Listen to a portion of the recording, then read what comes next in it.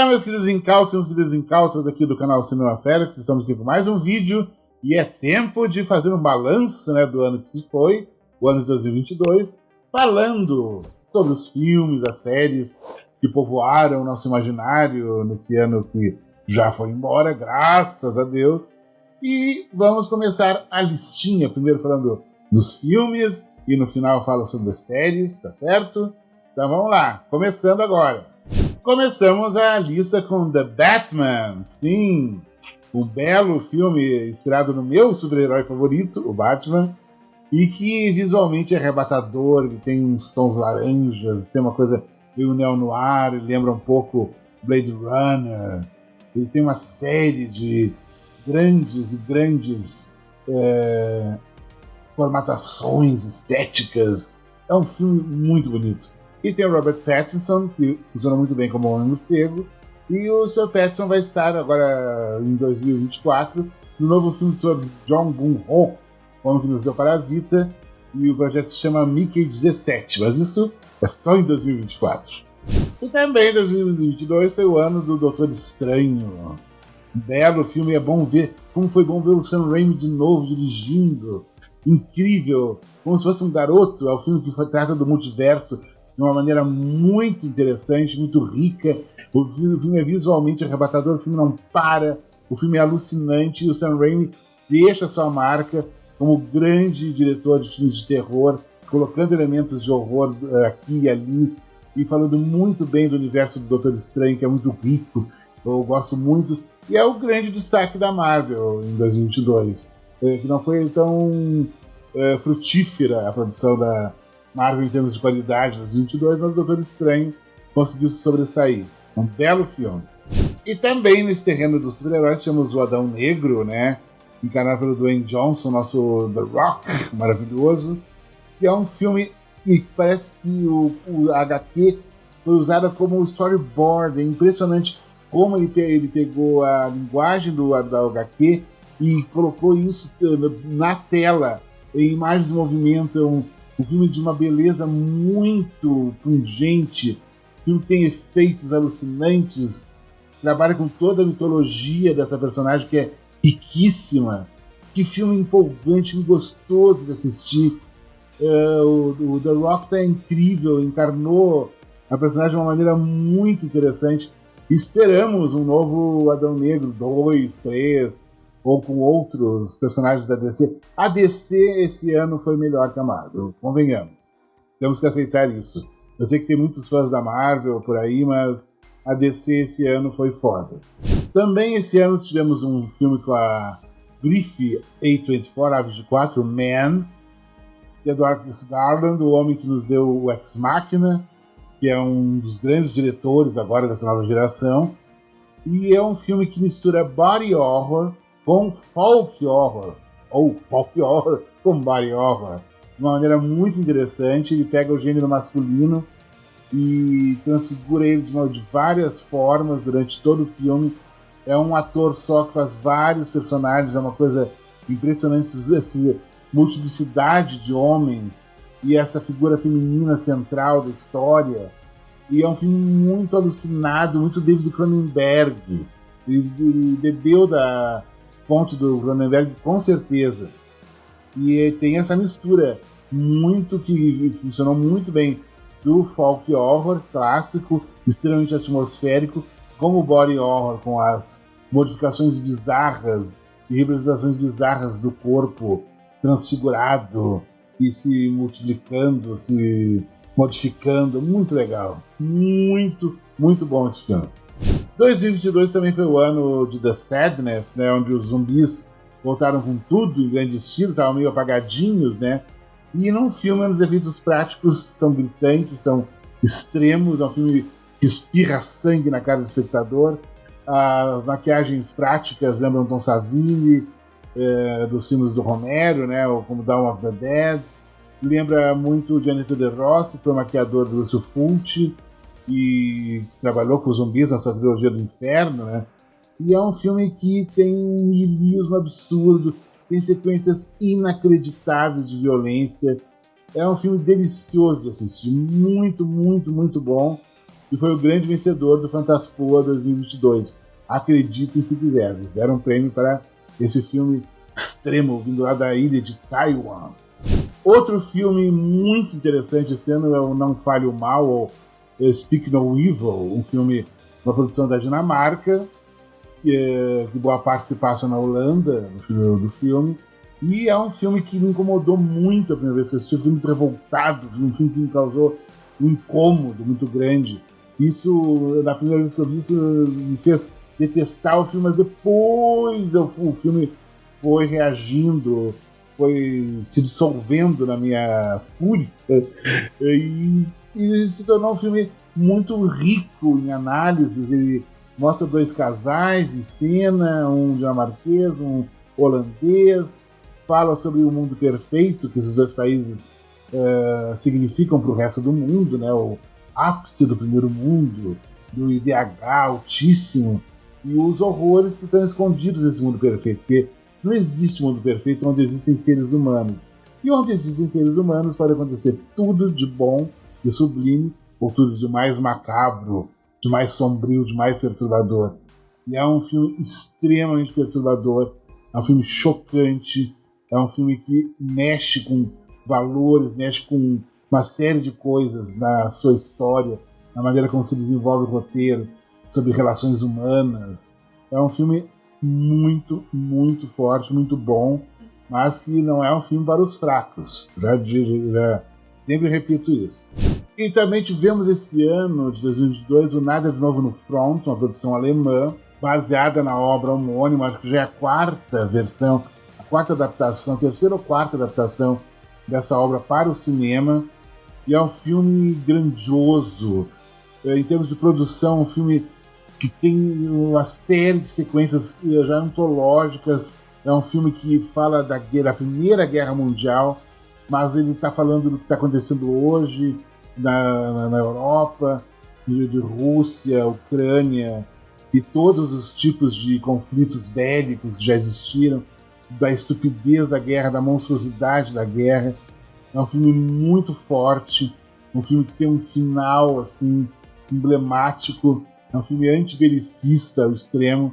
É uma obra-prima esse filme, maravilhoso, muito, muito bem realizado. Tem sequências de batalha incríveis. Assim. E falando em guerras e regimes fascistas de extrema-direita e horrores modernos e antigos, tem o Pinóquio, do Guillermo del Toro, que é uma animação de uma beleza raríssima.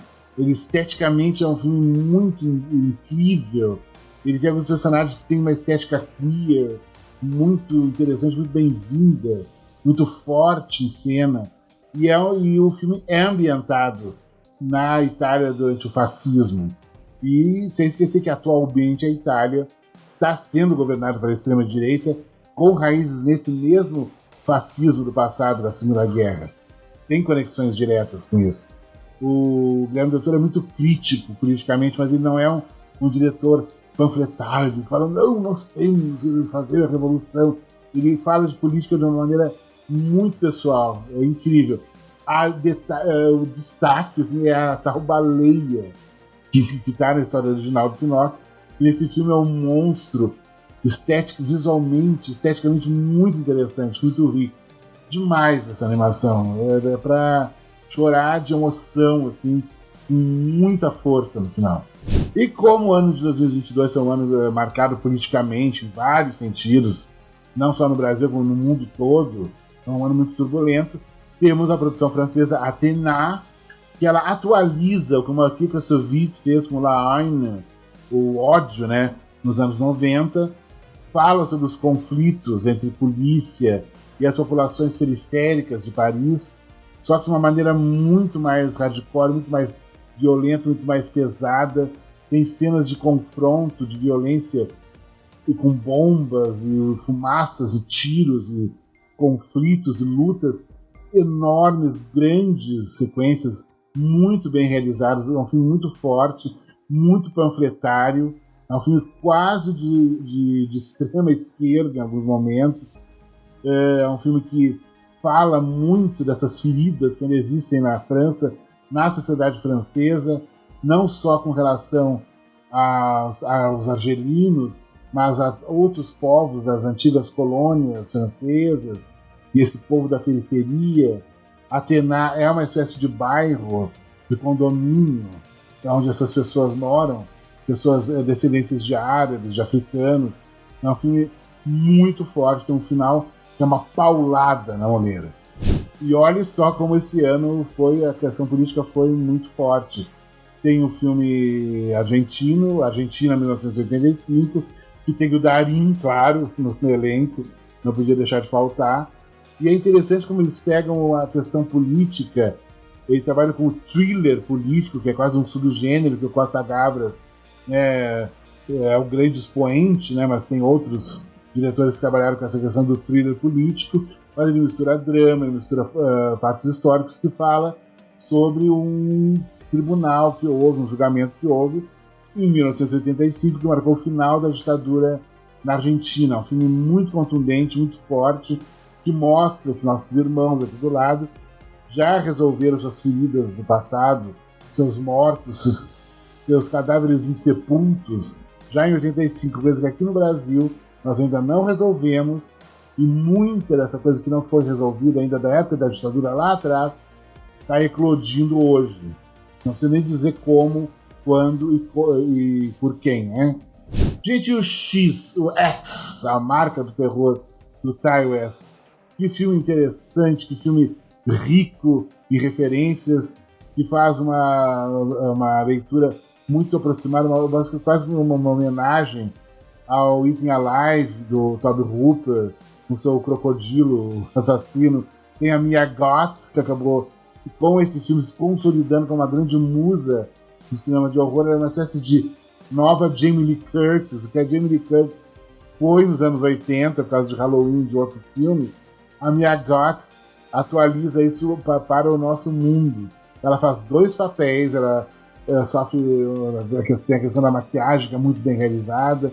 Isso tudo foi comentado, todos nós sabemos disso, isso foi falado exaustivamente, mas é um grande filme que já se desdobrou no Pearl, no Pérola, e vai ter o Maxine também esse ano.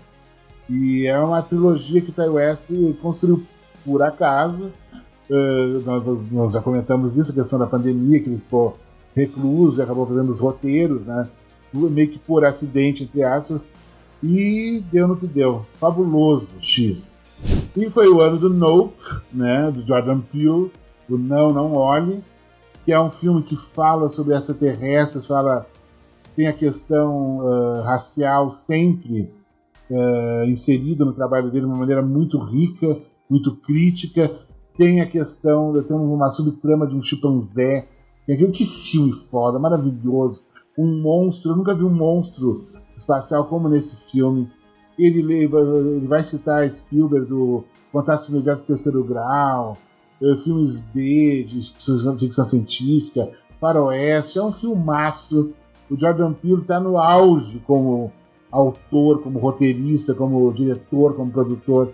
O Jordan Peele é o cara do momento nos Estados Unidos, é o grande realizador de cinema de gênero, é o Jordan Peele, embora o cinema dele esteja acima do cinema de gênero, é um cinema com C maiúsculo.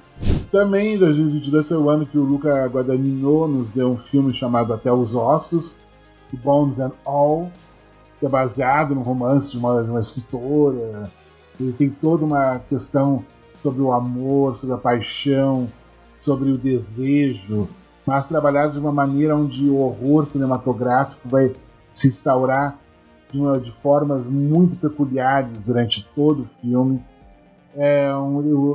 A parte final é uma coisa absurda, os atores são incríveis, os 2 jovenzinhos, o casal de protagonistas. O menino do casal é o que fez o Me Chame Pelo Seu Nome, tá bem ruivinho em cena.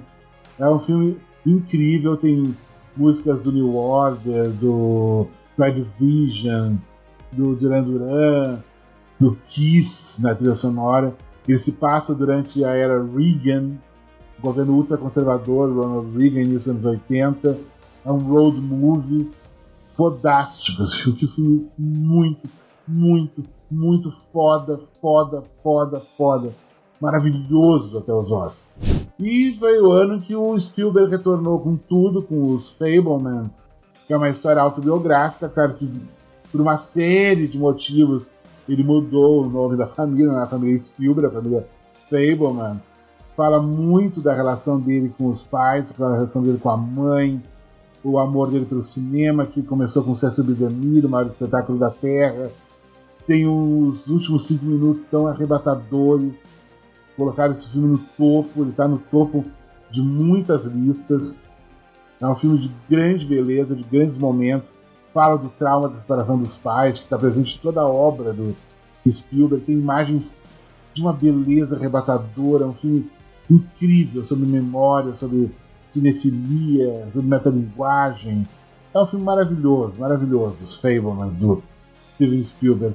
O filme me arrebatou de uma forma, me emocionou de uma forma como há muito tempo não me emocionava e não me arrebatava tanto com o filme. E tudo ao mesmo tempo, em todo lugar. Que filme, gente. Que filme maravilhoso. Eu nunca vi um roteiro igual a esse. Fala de universos paralelos, realidades paralelas, universos alternativos, de uma maneira enlouquecida. Tem a Jamie Lee Curtis, que já está muito cotada para ganhar todos os prêmios de atriz coadjuvante. Ela está incrível no filme. Mas a história, ela não para, é uma coisa alucinante, como vai de um universo para o outro, como as coisas ocorrem. É o tipo de filme que é bom não saber muito sobre ele. É um filme que você tem que pegar e assistir e embarcar na viagem dos diretores e ir adiante, mergulhar nos universos, indo aqui e ali. É um filme incrível, incrível, incrível. O melhor filme que eu vi em 2022, com certeza, é esse. Dificilmente ele vai ser superado, como eu falei já inicialmente, por causa do roteiro, que é impressionante. Que roteiro criativo e original. Nossa, há muito tempo eu não vi um roteiro tão criativo e tão original como esse. E as séries, gente? Esse ano, por incrível que pareça, muita gente malha a Netflix, a Netflix é isso, é aquilo, tem um padrão. Mas as melhores séries que eu vi esse ano vieram justamente da Netflix. Que é o Dahmer, né, a história do menino canibal maravilhoso. Que tem Molly Ringwald, matando a mãe, resgataram a Molly Ringwald lá dos anos 80, a garota de Rosa Choque. E é uma série que ela teve muitas críticas negativas, que algumas pessoas falaram que passaram pano pro Dahmer, não sei o quê. E teve outras críticas também, falando que o filme, a série, poderia ter ido por um caminho, ido por outro. Mas é muito bem produzido, tem a grife do Ryan Murphy, que é um grande produtor. É uma série muito bem realizada, tecnicamente perfeita. Tem uma trilha sonora incrível também, muito boa. E valeu muito a pena. Acho que, se não me falha a memória agora, foi a série mais vista no mundo em 2022, ou uma das mais. Também da Netflix, chamamos o Sandman, né, que o Neil Gaiman adaptou da HQ da DC, da Vertigo. E é uma série que tem grandes elementos de fantasia, de suspense, de filosofia, que fala que tem uma parte dramática, também tem muitos elementos de horror. Ele falou sobre uma infinidade de coisas e é uma adaptação muito fiel, muito bem realizada. Eu gostei muito da visão do inferno que aparece em cena, com aquele Lúcifer meio andrógeno, uma figura interessantíssima, muito interessante. A figura da morte, que eu achei linda, uma atriz linda e que muito talentosa, que algumas pessoas criticaram pelo fato de ser uma mulher negra, mas eu achei essas críticas uma bobagem. O trabalho dela é muito superior a essas pequenezas críticas que andaram, essa tentativa de cancelamento que tentaram fazer com a série. Uma série muito boa, muito bem realizada, o Sandman. E tem um episódio extra da história do gato, que é ótimo também. E para finalizar, tivemos o Gabinete de Curiosidades, né, do Guilherme Del Toro, com 8 episódios, né, de 1 hora cada um mais ou menos. Ele lembra muito a Galeria do Terror, do Rod Sterling, porque o Guilherme Del Toro anuncia um estúdio mostrando um objeto, falando sobre cada história, introduzindo a história, falando do título, o nome do diretor, que é mais ou menos o que o Rod Serling fazia na Galeria do Terror. Ele mostrava um quadro e mostrava daí que aquele quadro ia ser uma história, um pequeno conto de horror. E é bem interessante, muito bem realizado. Tem o Ratos do Cemitério, que é o segundo episódio, que é dirigido pelo homem que nos deu o Cubo. Tem o 8º episódio, que é do diretor do Babadook, que é lindo. Mas tem outras histórias muito boas. Tem 2 adaptações explícitas, diretas, né, da obra do Lovecraft. Embora o horror cósmico permeie a maioria dos episódios. E é uma série muitíssimo bem realizada, muitíssimo bem produzida, e vai marcar a época. E eu estou contando os minutos, segundos, para uma segunda leva, com mais 8 episódios ou 10 episódios. É uma segunda temporada desse Gabinete de Curiosidades do Guilherme Del Toro. Então é isso, jovens. Por favor, quem caiu de paraquedas aqui no canal, agora que se inscreva, por favor, clique no sininho para receber nossas notificações e principalmente dê o seu like, que o YouTube recomenda mais nosso trabalho, tá certo? E que o ano de 2023 seja um ano bom para todos. Vamos ver o que ele nos reserva, o que vem por aí, né? E por enquanto é isso, queridos e queridas. Tchau!